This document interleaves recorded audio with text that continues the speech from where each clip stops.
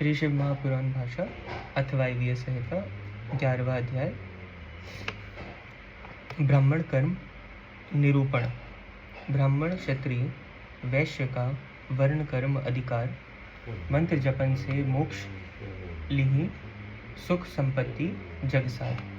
शंकर जी बोले, हे कल्याणी, अब मैं उन विद्वान ब्राह्मणों का वर्ण कर्म कहता हूँ जो अधिकार युक्त है। 3 बार नहाना, अग्नि कर्म करना, लिंग पूजा, दान, ईश्वर भाव युक्त स्थान, सभी कालों में दया भाव, सत्य, संतोष, आस्तिकता, अहिंसा, लज्जा, श्रद्धा, पदना, पढ़ाना, उपदेश, ब्रह्मचार्य, स्वर्ण, तप, क्षमा, शौच इत्यादि वर्ण धर्म है। यह सब सामान्य कहे हैं। ब्राह्मणों के लिए तो विशेष है।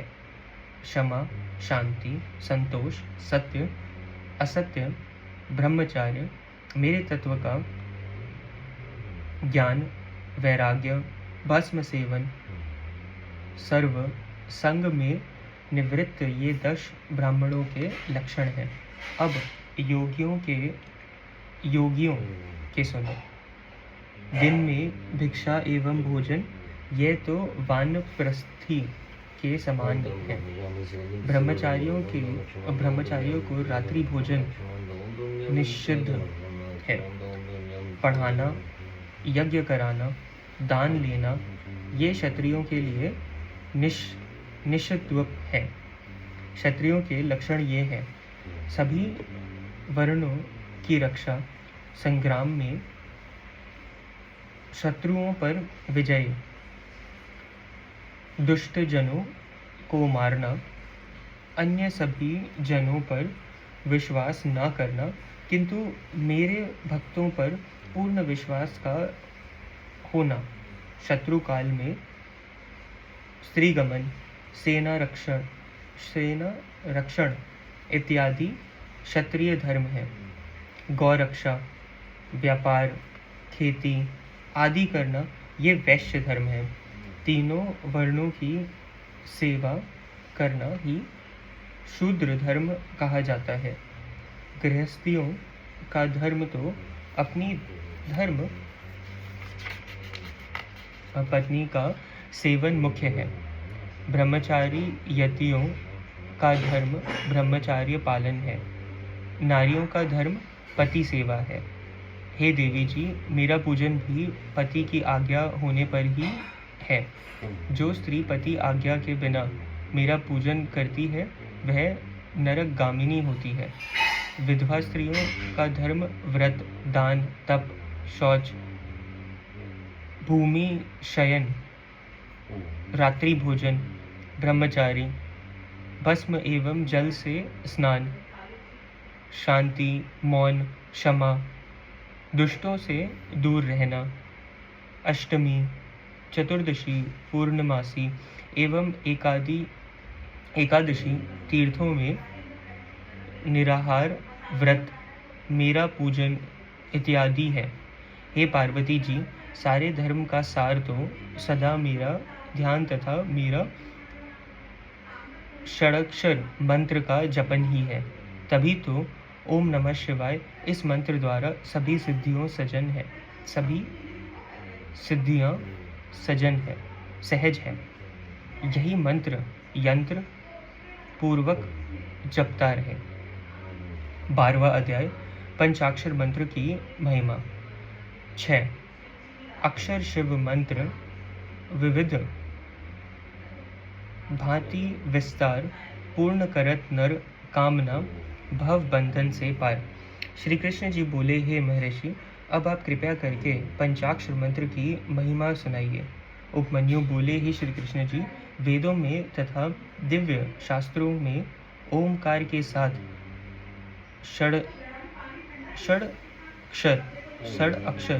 षडाक्षर मंत्र की महिमा आई है। यही मंत्र भक्तों की सभी कामनाएं पूर्ण करता है। इसके अक्षर तो थोड़े से वेदों का सार रूप होने के कारण इसमें अर्थ सिद्ध बहुत है, मुक्तिदाता है। सभी सिद्धियाँ इसी में विद्यमान है। मन रंजन तथा मेरे से परे है। यह मंत्र धीरे ओम नमः शिवाय ऐसा उच्चारण करता रहे। सभी विधाओं का बीज तथा सबसे मुख्य यही एक मंत्र है। बहुत सूक्ष्म तथा बड़ी महिमा वाले हैं। तीनों गुणों से परे सर्वज्ञ समर्थ है। ब्रह्मा इसी एकाक्षर ओम में स्थित है। ईशान आदि सूक्ष्म ब्राह्मण नमः शिवाय इसी मंत्र में अव्यक्त रूप से रहा करते हैं। सदाशिव तो वाचक भाव से सदैव मंत्र में रहा करते हैं। उनमें शिव तो वाचन है और वाचन मंत्र है। तभी तो सदाशिव इस मंत्र द्वारा संसार से मुक्त कराने वाले हैं। ओम नमः शिवाय इस मंत्र पर विश्वास होना आवश्यक है।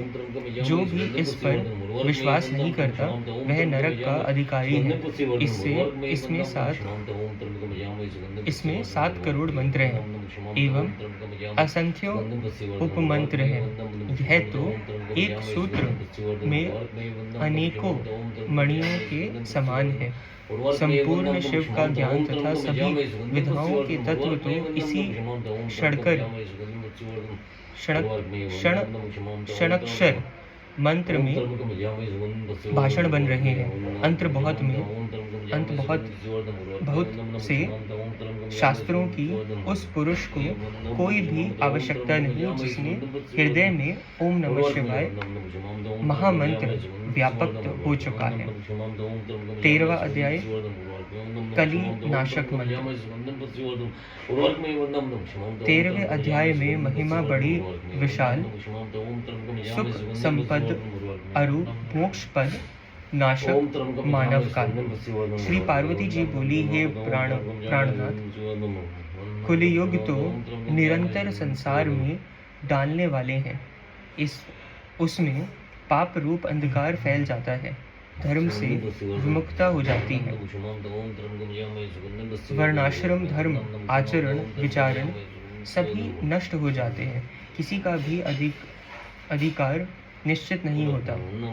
गुरु एवं शिष्यों की मर्यादा भी नष्ट हो जाती है। ऐसा हो जाने पर फिर आपके भक्तों की क्या गति होगी? वे किस उपाय से मुक्त हो सकेंगे? अब कृपया करके आप यही कहिए। भगवान शंकर बोले, हे देवी सुनो, कलयुग में तो केवल मेरा पंचाक्षर मंत्र ही पर्याप्त है। उसी के द्वारा भक्ति करने वाले को मुक्ति मिल जाती है। शरीर में वाणी द्वारा नित्य ही पाप करने वाले पापी कृताक्षणी निर्दयी कुटिलात्मा पुरुष भी केवल मेरे पंचाक्षर मंत्र से शीघ्र ही भवसागर से तर जाते हैं। हे कल्याणी, अनेकों बार मैं इस बात की प्रतिज्ञा करके कह चुका हूँ। पतित भी मेरा भक्त इसी पंचाक्षर विषा द्वारा मुक्ति पा सकता है।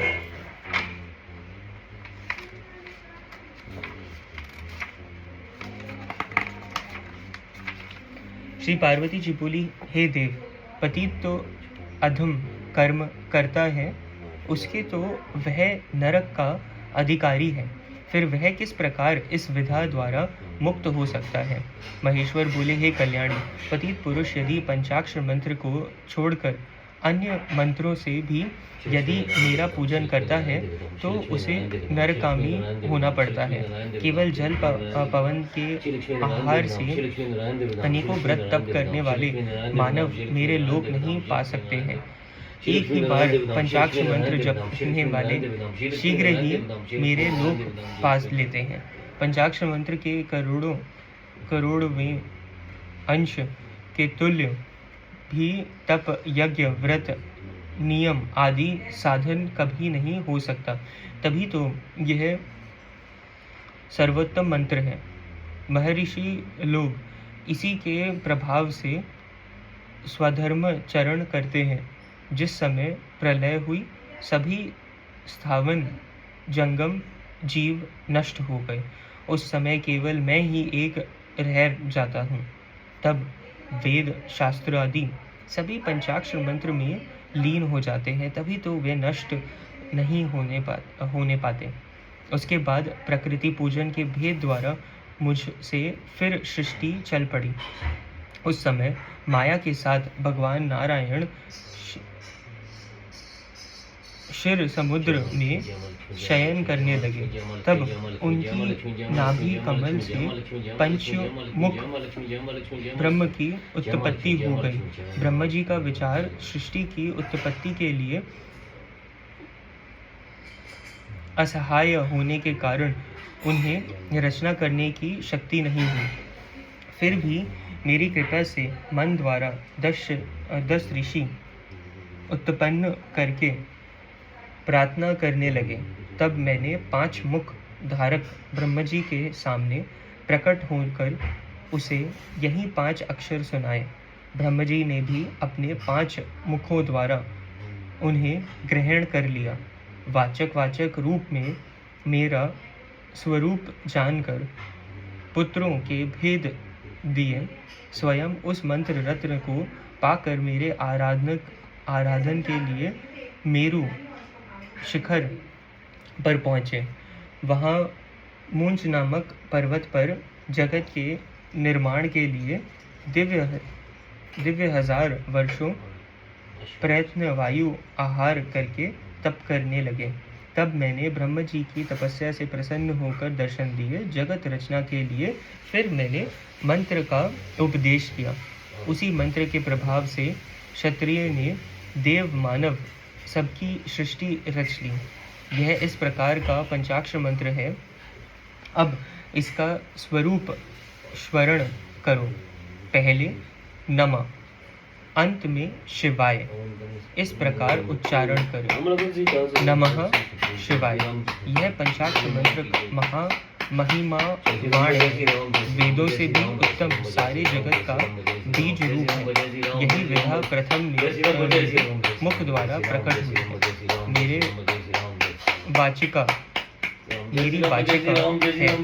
उसकी आकृति इस प्रकार है। सोने जैसे तो वर्ण है, अनंत कुछ है, 4 भुजा है तथा 3 नेत्र हैं। इस स्वरूप से यह कोई साधारण शक्ति नहीं है। बीजों में इस मंत्र का दूसरा बीज है। वामदेव तो इसका ऋषि है और पंक्ति छंद है। हे प्रिय, मैं ही शिव इसका देवता हूँ। हे कल्याणी, मुझ में चित्त लगाकर क्रम अथवा अक्रम से भी इसका जपन करने वाला मुझे परम प्रिय है।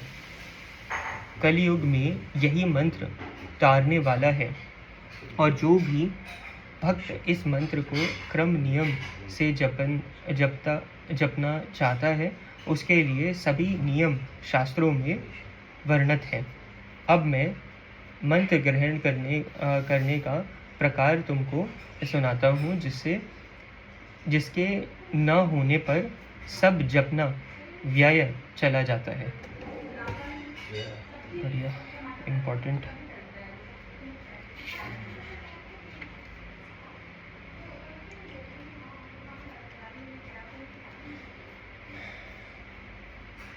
तो हमने ये पढ़ लिया कि मंत्र कौन सा इम्पोर्टेंट है। हमने ये पढ़ लिया कि मंत्र क्यों पढ़ना चाहिए, क्या रीज़न है। अब ये है कि मंत्र पढ़ने का विधि क्या है। 14वां अध्याय, व्रत ग्रहण करने का विधान। तत्व ज्ञान से पूर्ण हो, निकट गुरु के जाए, गुरु आज्ञा से युक्त हो, व्रत कर सुख पाए। शंकर जी बोले, हे प्रिय, जो भी जपन आज्ञा से हीन हो, क्रिया से हीन हो, दक्षिण पूर्व श्रद्धा से रहित हो, वह निष्फल होता है। तभी तो सिद्धि पुरुष अपनी भाव श्रद्धा बढ़ाते हैं। फिर तत्वज्ञाता स्वयं जपन करता आचार्य गुरुदेव के पास जाकर उन्हें संतुष्ट करते हैं। शरीर मन वाणी द्वारा अपना पूजन भी करते हैं।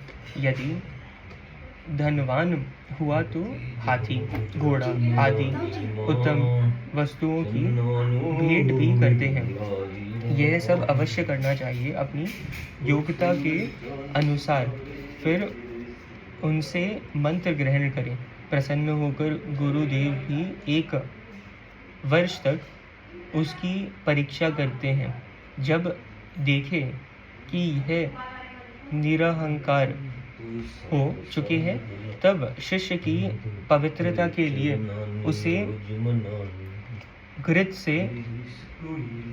घृत से स्नान करवाकर तब मंत्र से परम पवित्र औषधि आदि दिव्य मिलाकर जल से स्नान करवाए। वस्त्र आभूषण से भूषित करके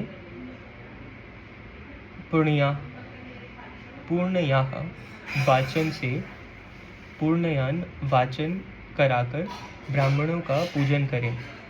उसके बाद गौशाला अथवा मंदिर आदि पुण्य स्थान में जाकर कृपया करके शिष्य को विधि पूर्वक मेरे ज्ञान का उपदेश करें।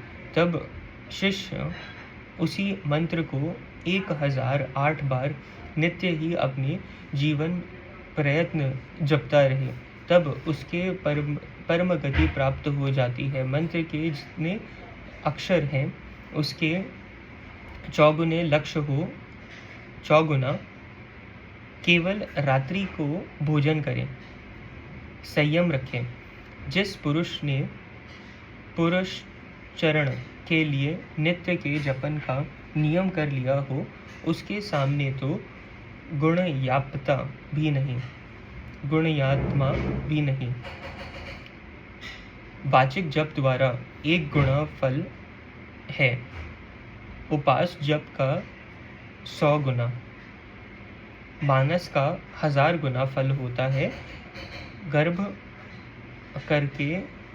करने के द्वारा लक्ष गुना फल है।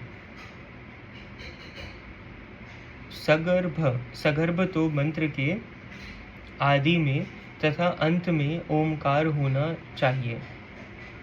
ध्यान के साथ जप करना तो सगर्भ जप से 1000 गुना विशेष है।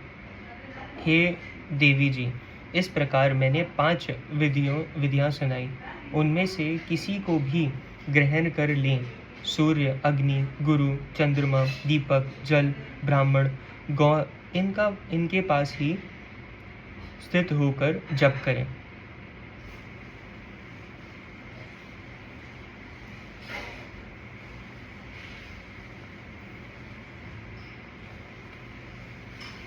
वशीकरण में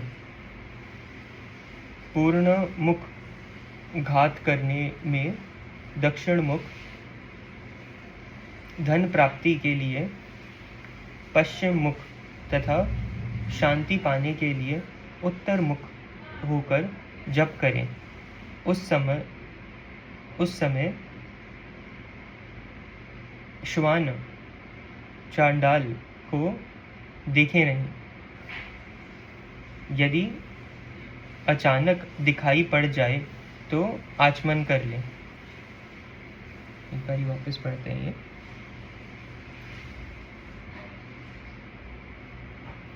इस प्रकार मैंने 5 विधियां सुना दी। उनमें से किसी को भी ग्रहण कर लिए। सूर्य, अग्नि, गुरु, चंद्रमा, दीपक, जल, ब्राह्मण, गौ इनके पास ही स्थित होकर जप करें। वशीकरण में पूर्व मुख घात करने में दक्षिण मुख, धन प्राप्ति के लिए पश्चिम मुख तथा शांति पाने के लिए उत्तर मुख होकर जप करें। उस समय श्वान चांडाल को ना दिखें, श्रवण चांडाल को ना दिखें। यदि अचानक दिखाई पड़ जाए तो आचमन कर लें। सदाचार रखना परम धर्म है, परम तप उत्तम धन, श्रेष्ठ विधा परम गति, ये सब आचार है। आचारहित पुरुष लोक निंदक है, उसे परलोक का भी सुख नहीं प्राप्त होता। पुरुष सदाचारी होकर रहे हैं। देवी जी, इस रहस्य को अधिकारी के बिना किसी को आगे नहीं कहना चाहिए। अधिकारी के बिना किसी को आगे नहीं कहना चाहिए। सदाचारहीन पतित चंडाल आदि जातियों को भी सुधारने वाले यह मंत्र किसी नास्तिक, द्वेषी, असूयक को नहीं कहना चाहिए। पवित्र अथवा अपवित्र दोनों अवस्थाओं में ये मंत्र परम फलदायक है। सिद्धि गुरु से प्राप्त हुआ यह मंत्र सिद्धिदायक है, किंतु असिद्धि से लिया हुआ भी निष्फल नहीं। इसी एक के सिद्ध हो जाने पर सभी मंत्र सिद्ध हो जाते हैं।